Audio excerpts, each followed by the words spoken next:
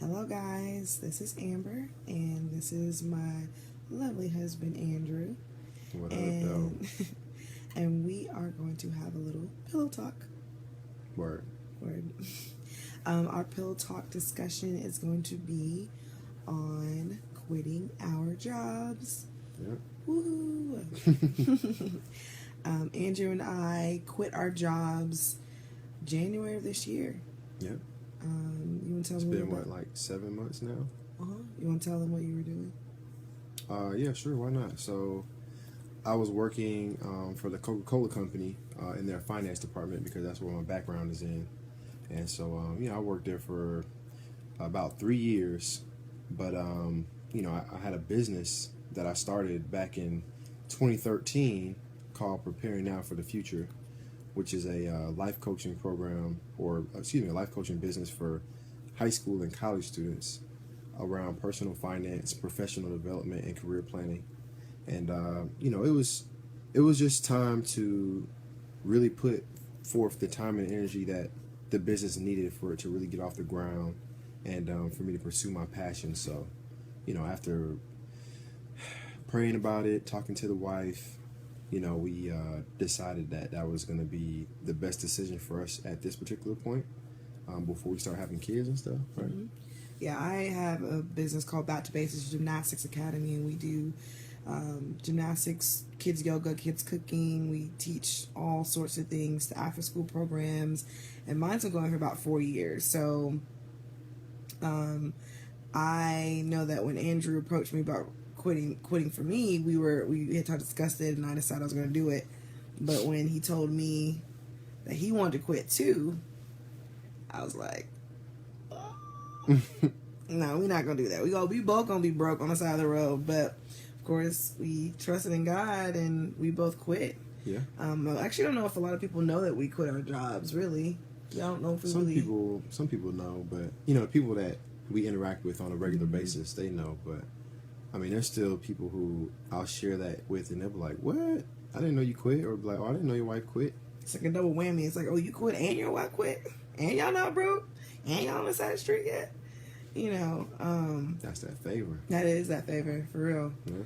And I would just encourage anybody out there that's couple, single, on the fence. I mean, just do it. It's been, honestly, it's really changed us, I would say. I just think the quality of life that we've had since we've, quit corporate America, is just like, I can't even put it into words, but just something as simple as not having to set my alarm clock to wake me up in the morning, to interrupt my sleep, to, go and, clock in at work or whatever. Like, that alone. Spending time together. Yeah, I mean, it'd be like 11:30 in the morning and we're at the gym, like, working out together. And I can see how time can be such a factor in relationships. If you're working both of you are working 40-hour-a-week jobs. Yeah. And we don't have kids, so factor in kids. I commend those that are doing it, but man, it's made quite a difference that we're able to spend time together and see each other all the time. Yeah. So. Yeah, it's so true, man. And I mean, honestly, like, of course, we went the entrepreneur route, and everyone is not built to be an entrepreneur. Everybody doesn't have the desire to be an entrepreneur. However, you should make sure that you're pursuing your passion. Yes. And corporate America does provide stability and benefits and other good things. But just make sure that you're doing what you enjoy. Yeah. So that it doesn't necessarily feel like work. You know what I'm saying? But if you do have the desire to start a business, we both would highly encourage you to just go for it. Like, yep. Yeah, I mean, you'll say, I'm going to try it next year. I'm going to try it, in a couple months, or I'm going to try it. But, just really do it. Like, of course, put a plan together. You know what I'm saying? Because you can't just go into something just willy-nilly. That's how I was. I was like, when he first told me, I was like, no. But we sat down, we made a plan, remember? And I was like, okay, this is what we're going to do. Here are the steps we're going to take. Yeah. And we're going to do it, And this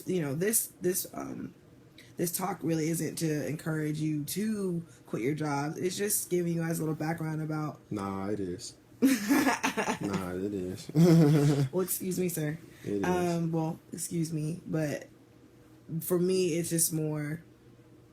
Think of there's another way, and for us, it's worked, and we're not balling by any means, but things are getting paid, lights are on, and we are highly flavored and highly blessed. Yeah. So, this Pillow Talk was just mainly about our journey, a very young journey. Like I said, we both just quit in January, so it hasn't been that long. True. But I would say that I will never, ever, never, what did we say earlier, baby? Like, never, never, never, ever, Nah, it's just, ever go back to corporate America again. Nah, I'd rather bet on myself and the amount of work and the amount of hours and the amount of energy. I mean, all of that, the ideas and stuff that I would come up with, and the credit that I would get. I would rather just spend 40 hours a week doing my thing and pursuing my passion and the mission that I feel that God has given me and placed me on this earth to do, versus doing that for some corporation. I mean, really, it's like you put your dreams on hold to help build somebody else's dreams. And I don't know, I can't get down with that. Yeah, the last thing I kind of will leave them with is I was talking to a friend earlier about the job I used to work at, and how we used to, when I left, they weren't doing too well. They were actually, closing stores and firing people. People that had been working there for years were getting fired. But I worked in the finance department, where I was handling the money and seeing the in and outs of money.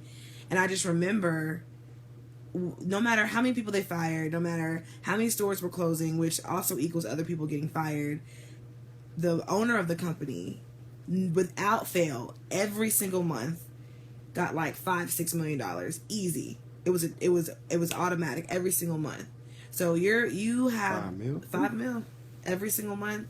So you have this man, older man in Florida, sitting on his bottom, and has his company going under, people losing their jobs, and he easily got $5 or $6 million. And so that resonated with me, where, that's what we're doing. We're helping other people get rich. So, it's just not worth it.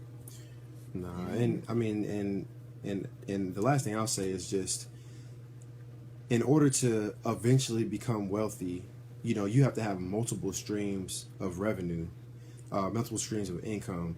And so, if you're working a job, that's, I'm not going to down that. That's cool.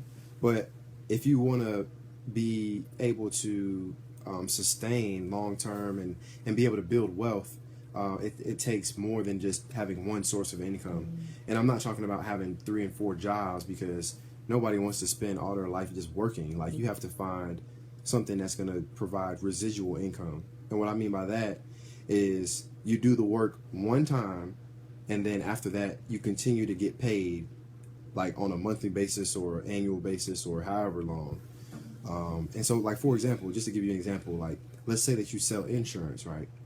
And you're an insurance agent.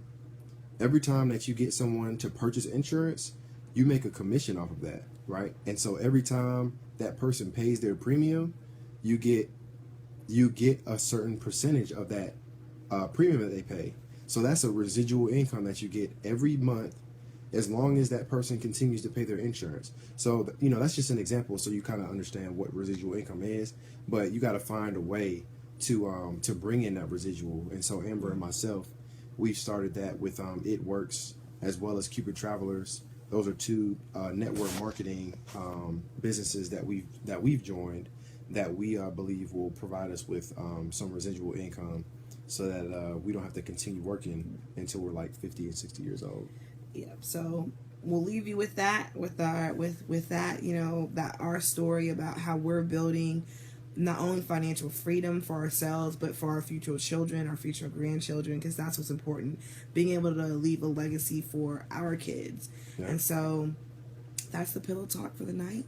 Pillow Talk. We hope you guys have a good evening, and look out for the next one. Cheers.